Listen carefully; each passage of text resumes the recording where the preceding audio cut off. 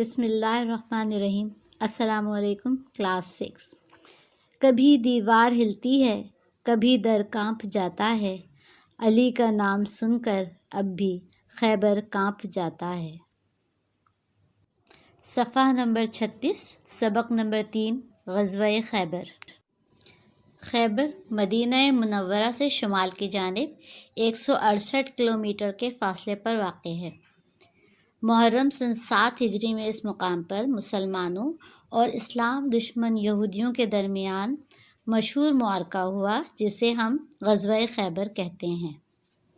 نبی پاک صلی اللہ علیہ وآلہ وسلم جب مدینہ تشریف لائے تو یہاں پر یہودیوں کے 3 قبائل بنو قینقاع، بنو نضیر اور بنو قریظہ آباد تھے۔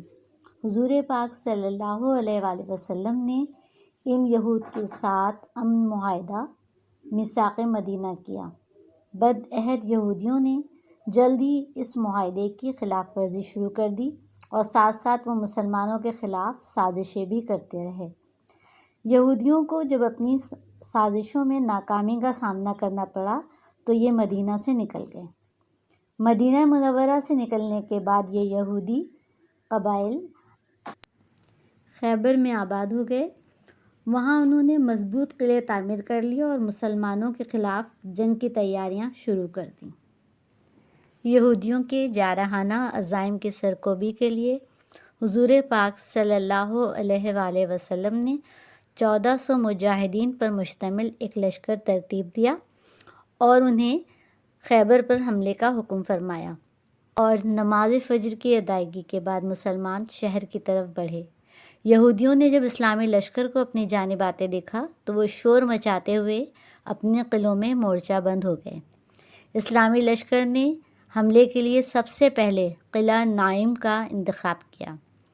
یہ قلعہ یہودیوں کے بڑے جنگجو مرہب کا قلعہ تھا۔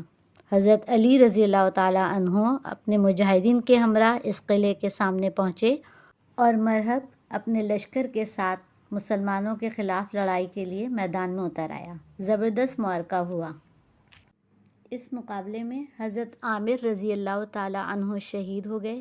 ان کے بعد حضرت علی رضی اللہ تعالیٰ عنہ بہادری سے آگے بڑھے اور انہوں نے مرہب کو قتل کر دیا۔ مرہب کے قتل ہو جانے کے بعد نائم قلعہ فتح ہو گیا۔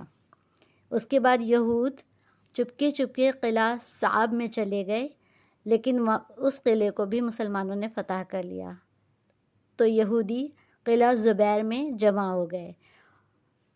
اس قلعے میں بھی یہودیوں کو شکست نصیب ہوئی۔ اس طرح مسلمانوں نے سارے قلعے فتح کر لیے۔ یہودیوں نے اپنی شکست کو تسلیم کر لیا اور مسلمانوں کے ساتھ مندرجہ ذیل شرائط پر ایک معاہدہ کیا۔ نمبر 1، قلعے میں جو فوج ہے اس کی جان بخشی کر دی جائے گی۔